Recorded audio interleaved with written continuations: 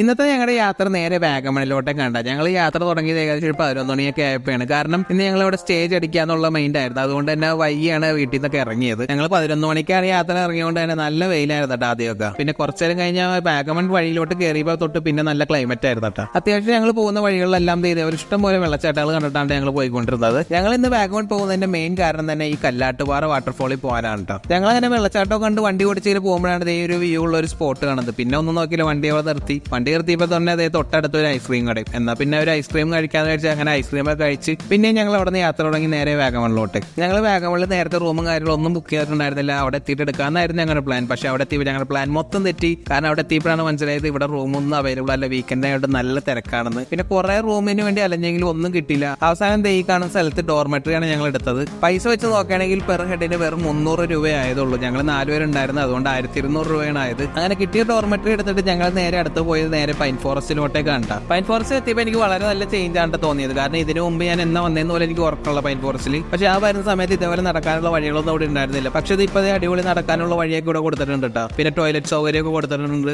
സംഭവം അടിപൊളിയാക്കിയിട്ടുണ്ട് കേട്ടോ അവര്. പിന്നെ പൈൻ ഫോറസ്റ്റിൽ ഇറങ്ങിയപ്പോഴേക്കും ഏകദേശം നല്ല രീതിക്ക് ഇരുട്ടായി. പിന്നെ വാഗമണിൽ വന്നിട്ട് അങ്ങനെ മുട്ടക്കുന്നിൽ പോകാണ്ടിരിക്കണേ. അതുകൊണ്ട് രാത്രിയാണെങ്കിൽ നേരെ ഒരു മുട്ടക്കുതിന്റെ മേളിൽ കയറി കേട്ടോ. നല്ലൊരു അടിപൊളി അനുഭവമായിരുന്നു ഇതൊക്കെ. പിന്നെ അവിടെ നേരെ തിരിച്ച് റൂമിലോട്ട് പോയി. അങ്ങനെ പിറ്റേ ദിവസം ഞങ്ങൾ കല്ലാട്ടുപാറ വാട്ടർഫോളിലേക്കുള്ള യാത്ര തുടങ്ങി. പോകുന്ന വഴി എന്നൊക്കെ പറഞ്ഞു കഴിഞ്ഞാൽ ഒരു രക്ഷയില്ലാത്ത വഴിയാണ് കേട്ടോ.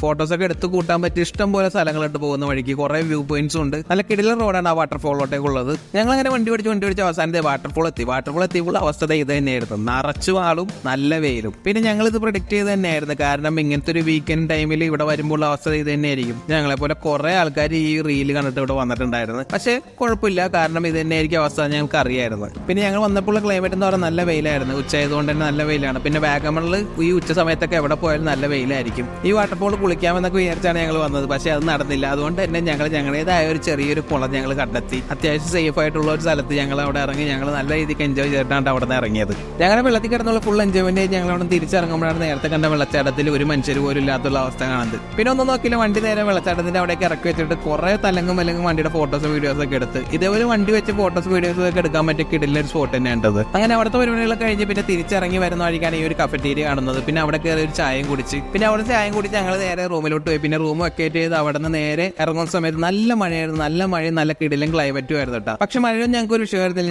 ഞങ്ങൾ അടുത്ത യാത്ര തുടങ്ങി നേരെ വീട്ടിലോട്ടേക്ക്. അപ്പോൾ ഓക്കെ ബൈ.